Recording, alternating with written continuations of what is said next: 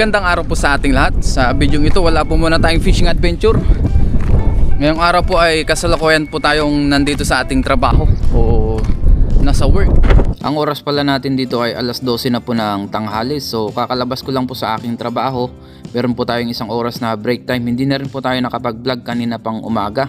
So ngayon po tayo mag-vlog ngayong tanghali dahil nga po ay break time natin. So kasalukuyan po akong papunta dito sa ating takahan para magtaka po at kumuha po ng ating pagkain. At ito nga po, nadaanan natin yung kakagawa po nilang tambakan o bahay na maliit. Muli samahan niyo po ako ngayon sa ating mga gagawin ngayong araw po na ito. At ngayon po ay mag-out na tayo. Yung mga kasama natin nandun na po. Kinuha na po nila yung ating pagkain na libre. Libre pong pagkain namin tuwing tanghali. Yan tawag namin pentang. Yan, magtaka muna tayo, mag-out tayo. Ang petsa natin ngayon ay 8 na po. 12:03 na ng tanghali.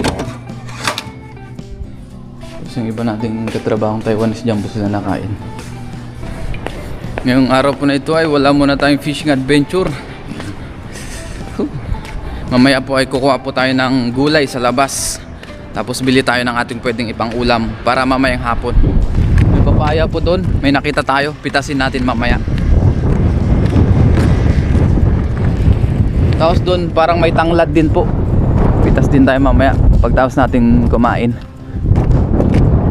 Hindi po tayo makapag-fishing ngayon kasi sobrang lakas po ng hangin tapos sobrang lamig.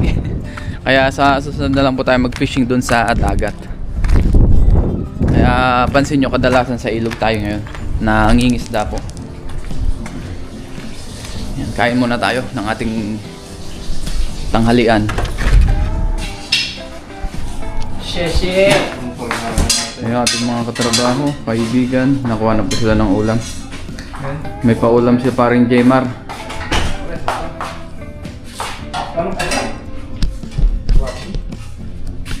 Ano ba yan? Baboy? Baboy pre. Ah, baboy pala. Si parang Roel, meron din ano dyan. Buka din dito. Adobo yan, lakay? Oh, basta tapa. Ah, tapa. Ayun, tapa pala. Tapos nilaga, oh. Thank you sa paulam. Ang ating ulam po ngayon yan, merong karne dyan, tapos yung binigay ni parang Roel na karne rin, tapos gulay, tapa pala. Tapos meron tayo ditong sinabawang karne rin po. Ayan. Kaya biyaya po ay meron tayong mga nahuhuling isda, pamalit-malit. Kasi sa tanghali, madalas po karne po ang ulam namin, tapos may halong gulay. Tapos meron din tayong extra rice dito. Kain muna tayo. Lord, this is food in Jesus' name, amen. Kain po. Sarap humigop ngayon ng sabaw. Tama, malamig. Sunod na lang po tayo magluto ng isda. Baka bukas na po.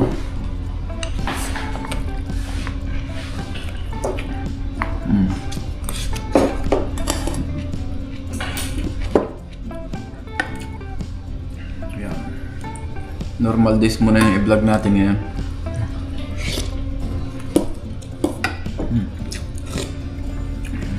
Kanina umaga pa lang, konting kape lang, tinapay. Yan, tapos pasok na. Yan, mabilisan. Kaya hindi na rin tayo nakapag-vlog pa. Ngayon tanghali na lang. Dahil medyo mahaba-haba po ngayon yung oras natin, yung break time natin. Nasa 1 oras po.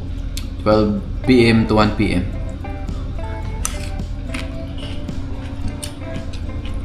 Tapos may labas po tayo. Kuha tayo ng ligaw na malunggay. Tapos bili na rin tayo ng konting karne. Panghalo natin sa ating natira dyan na buto-buto ng manok. Sabawan natin.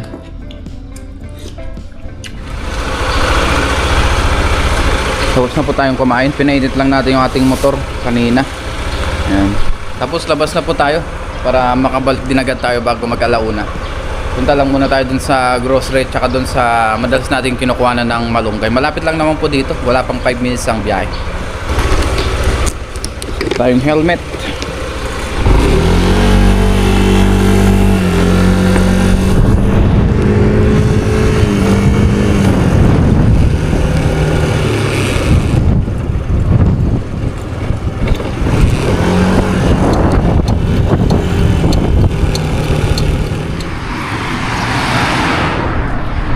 Ngayon po nandito na tayo sa kuhanan natin ng malunggay o dahon ng malunggay po. Ayan, dito lang tayo sa gilid ng kalsada. Ayan o. Meron siya dito. Ayan. Malunggay po ito. Ayan. Ito po ay pwede naman kumuha dito kasi hindi naman po bawal. Kunin natin yung mga magagandang dahon. Ito po ay ligaw na malunggay, naliligaw dito sa gilid ng kalsada. Kaya kami lang po ang kumukuha ng mga Pinoy. Ayan, dito meron po. Ang gaganda ng ano niya, ng dahon. Panghalo natin sa ating tinola. Sarap nito, sariwa. Kahit na winter, meron pa rin po siyang natubo. Dito marami pa dito, ayun oh. Ano, sobrang kapal. Yung mga bunga niya po ay hindi na nakukuha. Ayun oh, natutuyuan na siya. Nagiging brown na po. Katagalan. Itong kapal dito. Kapal niya.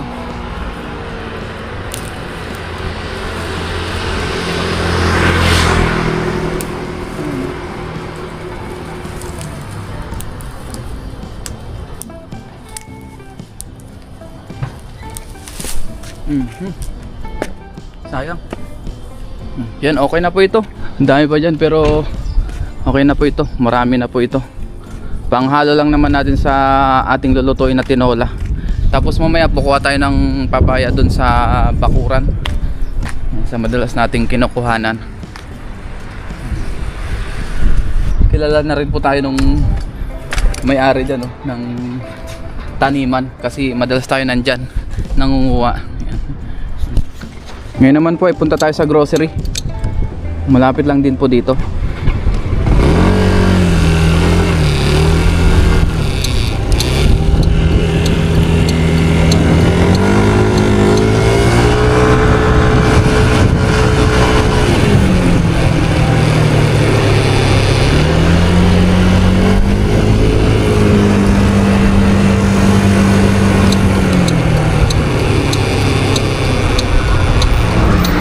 Tayo. Sobrang lakas po ngayon ng hangin dito. Dahil nga amihan na po. Tapos malapit pa tayo sa dagat. Dito naman po sa grocery ay kompleto na.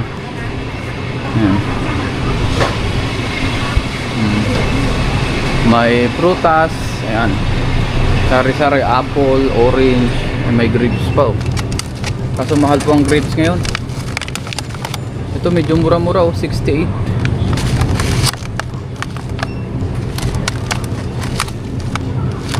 Mura-mura po itong maliliit siya oh, 68. Kuha po tayo ng isa. Kaysa dito sa iba na malalaki, napakamahal, 200.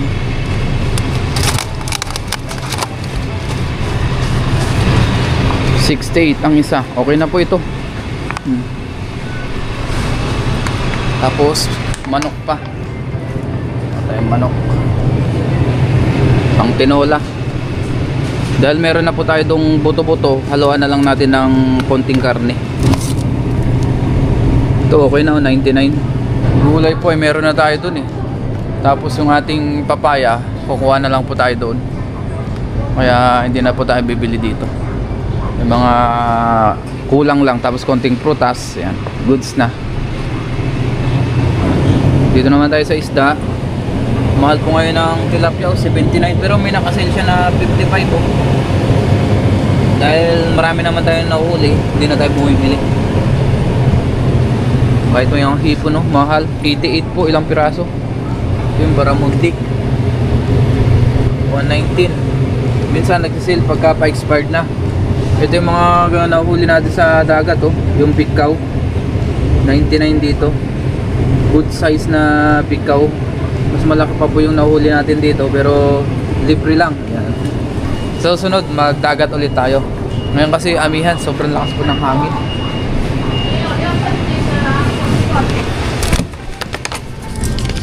Sisi. Kampai.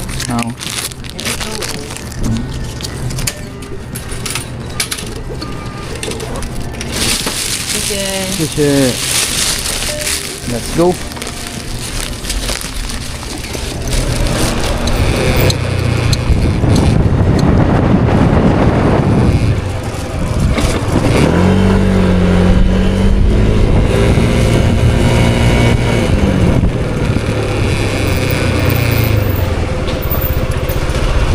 At ngayon po nandito na tayo sa dorm. Kuha naman po tayo ngayon ng papaya. Pakinaan na lang po yung volume ng ating pinapanooran pagka medyo malakas po yung hangin, para hindi masakit sa tenga pagka pinapakinggan po natin. So kuha tayong papaya dito. Ay, may mga kamatis din dito. Ayan, may mga tanim sa labas na kamatis. Ganda ng tanim nito. Ang lalaki na ng kamatis. Tapos ito may sibuyas din dyan, oh. Ito ang kunin natin yan ng papaya. Against the lighting. Ayan. Yan po ay hindi ligaw. Tanim po yan. Yung papaya pala na tinanim natin doon, wala pang bunga ngayon kasi winter. Hindi matubo po ngayon ang papaya. Dito hindi naman po nila kinukuhanan. Tayo lang po ang kumukuha kasi hindi naman po sila nakain ng hilaw. Matagal pa itong bago mahinog, kaya kuhanan na po natin ang panghalo natin. Medyo mataas ah. Yan. Kuha tayo kahit mga 3 siguro, dahil medyo maliliit po yan. Ako, madagta ah.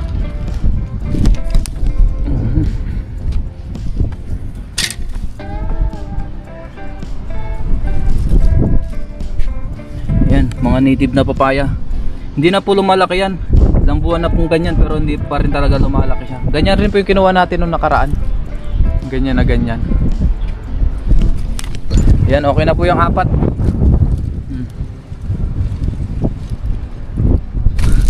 Ngayon naman hanap tayo ng tanglad. Baka meron dito. Dito may mga kamatis pa rin, oh. Masipag magtanim yung boss po namin. Mga gulay. Yan. Eh tayo naman po wala rin tayong space na dito na pwedeng taniman.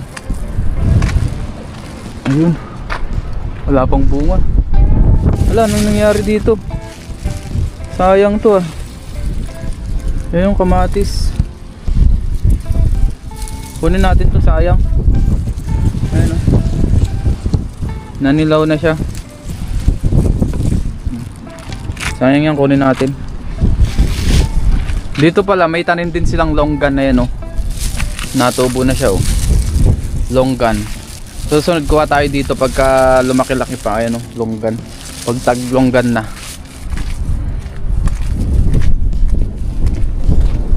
Yung papaya natin dito, oh, ayan. Dahil sa sobrang lakas po ng hangin, dahil sa amin, yun, namatay na yung ibang bunga, oh.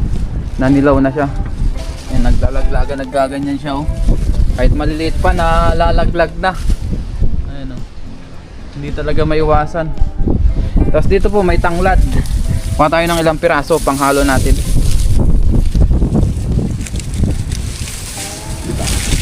May libre na tayong tanglad. May papaya pa.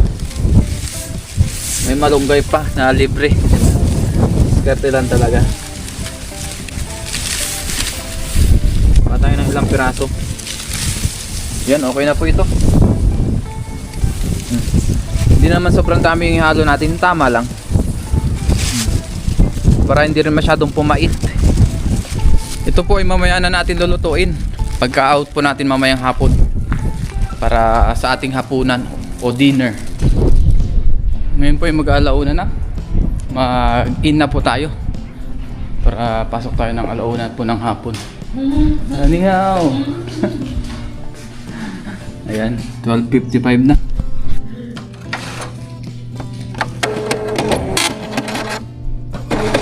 Para makapasok na tayo. YouTube, Ren TV. Ang dami na namang ano, tambak sa packaging. I-deliver po ulit yan sa ibang bansa. Dito po lang, ang product dito po ay 80% or 90% po ay export. Papunta po sa Europe or Amerika. yung ginagawa po nating product. Grabe lamig. Ngayon po ay pasok na tayo. Mag-aalauna na rin po. Mamaya na lang po ulit pagka-out natin sa trabaho.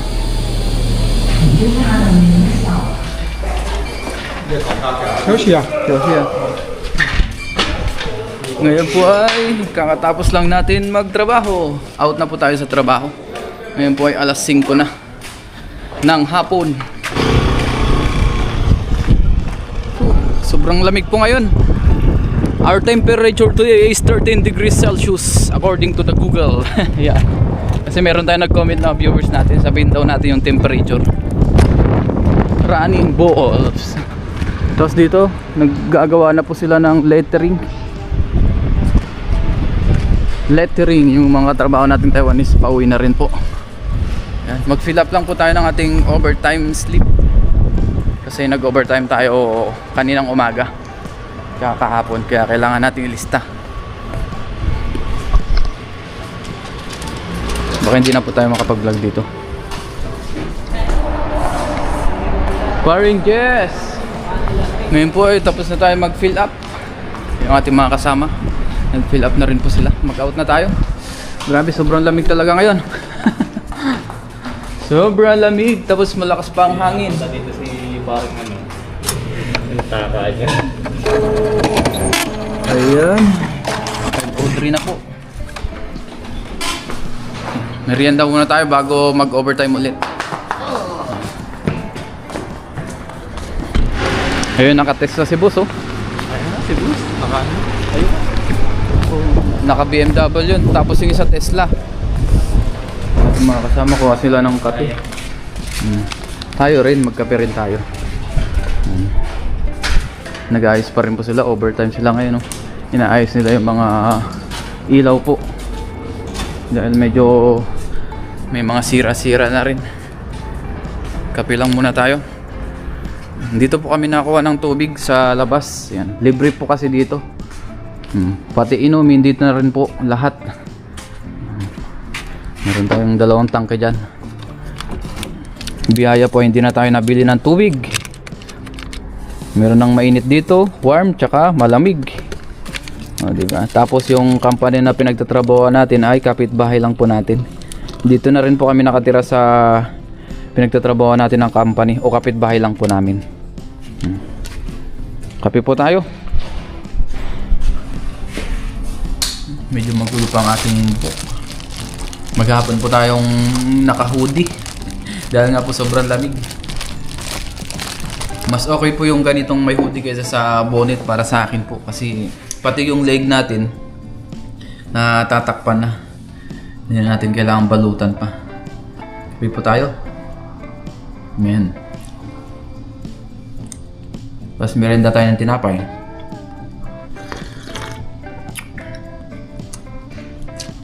Meron po tayo ngayong break time na 30 minutes. 5 to 5:30 PM. Tapos pasok ulit tayo ng 5:30. Hanggang 8:30 na po yan ng gabi. So, pag-uwi po tayo makakapagluto. Di ba? Nakakuha naman na po tayo ng ating mga gulay. Ganyan po yung ginagawa natin araw-araw. Minsan, sa tanghali po ako nagluluto. Pagka naka-ready na po lahat, ganina po kasi ay kumuha pa tayo ng malunggay, namitas pa tayo. Kaya hindi tayo agad nakapagluto kanina.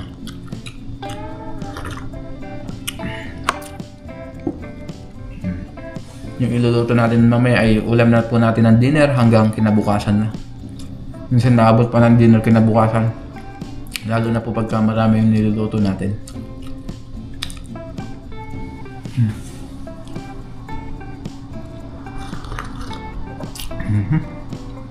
Kape muna tayo.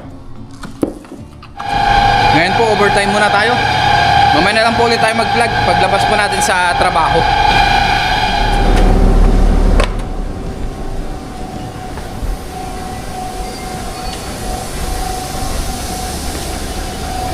At ngayon po, out na tayo sa ating overtime para makapagluto pa tayo.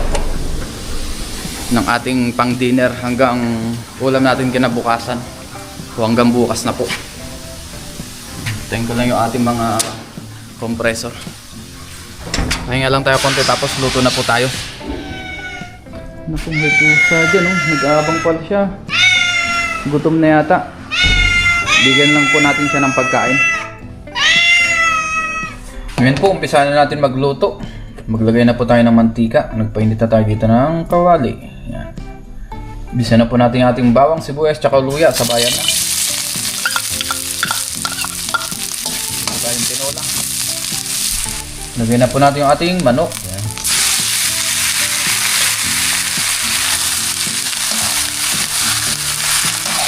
Ayan, nagisa-gisa na po natin. Maglagay na po tayo ng paminta, patis, maglagay din tayo. Ayan. Saka natin gisa-gisa muna ito. Tapos maglagay na po tayo ng tubig.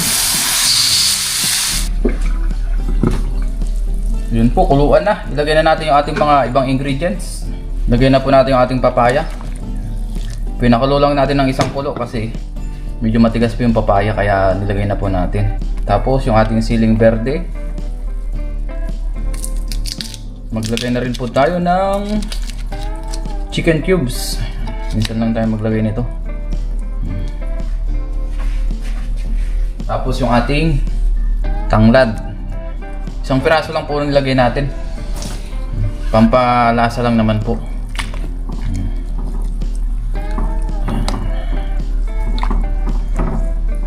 Tapos maglagay din tayo ng asin. Yan.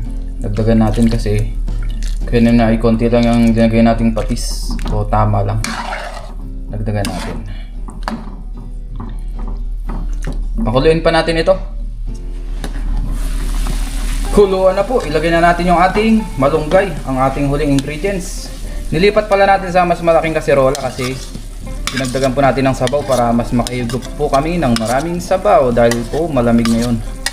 Para umabot din hanggang bukas. Mas masarap kasi pag maraming sabaw. Tama-tama ngayon at malamig ang panahon, winter.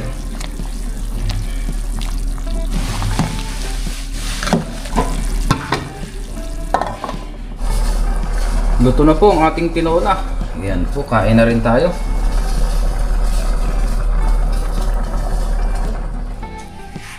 Lord, maraming salamat po Panginoon sa pagkain na sa aking harapan. Basbasan niyo po ito na may magbigay sa aking physical na pangatawan ng kalakasan. Ganun po sa aking mga viewers at sa aking pamilya. Ingatan niyo rin po sila sa araw-araw. In Jesus' name, Amen.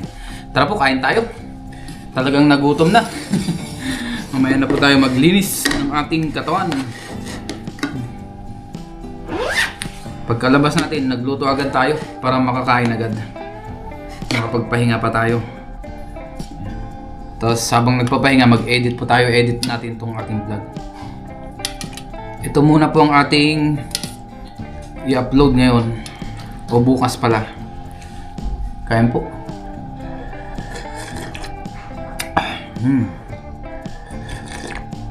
Wow.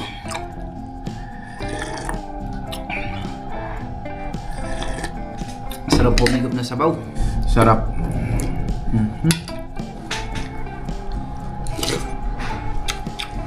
Wow.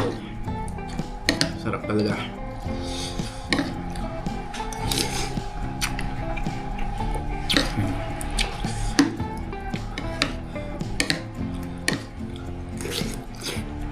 Ito po yung isa sa pinakagustong luto ng manok, tinola. Lalo na pagka native na manok, nakakamiss din yung native, lalong-lalo na dyan sa atin, sa Pinas. Pagka meron lang tayong manok na alaga, yun, ulam. Pwede tayong manghuli. Tapos may tanim tayong mga papaya, ganyan. Malunggay, sili, pwede na.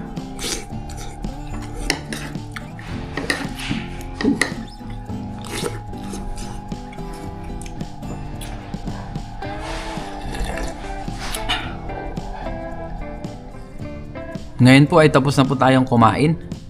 Nandito po tayo sa garahe, sa madalas natin na pinagtatambayan or pinag-i-editan. Yan.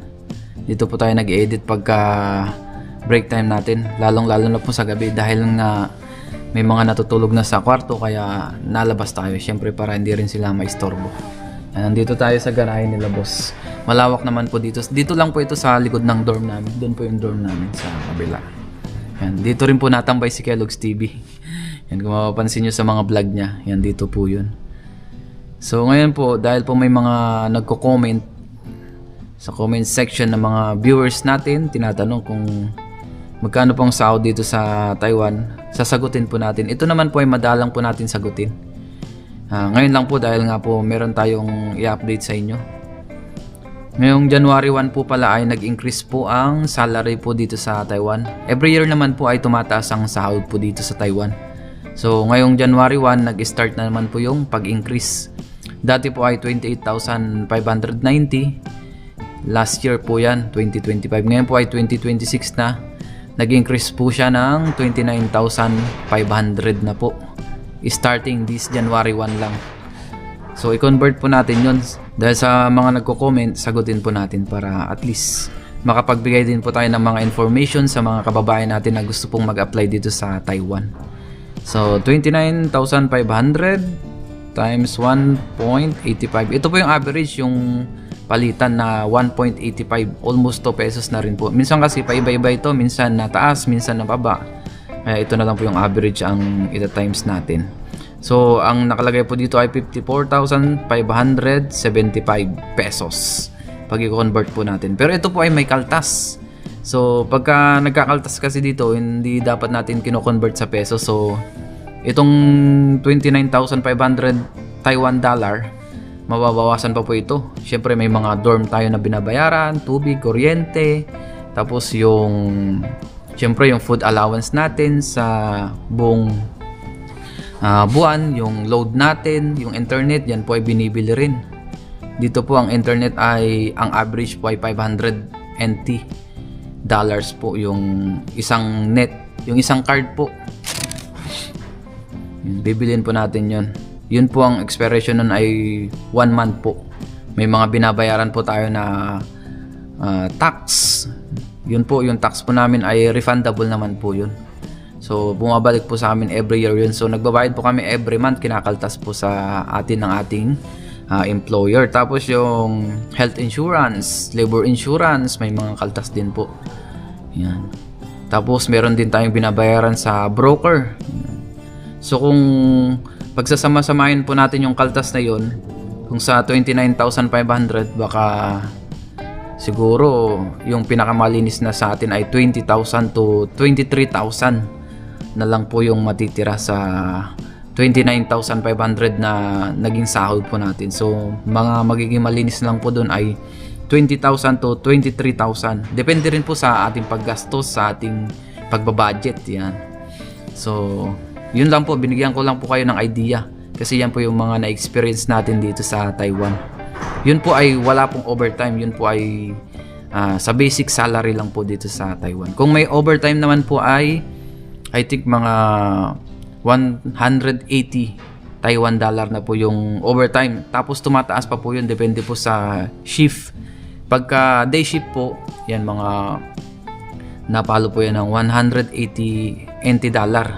Pataas po yan. Tapos sa panggabi naman po, yung every hour po ay nag-increase po yan sa panggabi po. Habang tumatagal ka sa pag-overtime sa gabi, nag-increase po siya every hour. Yan. Halimbawa, sa unang oras na overtime natin ay 180. Sa pangalawang oras naman po ay pumapalo na siya ng 185. Sa pangatlong oras, 190 plus. Mga ganun po. Yan, yung mga regulation dito regarding sa overtime.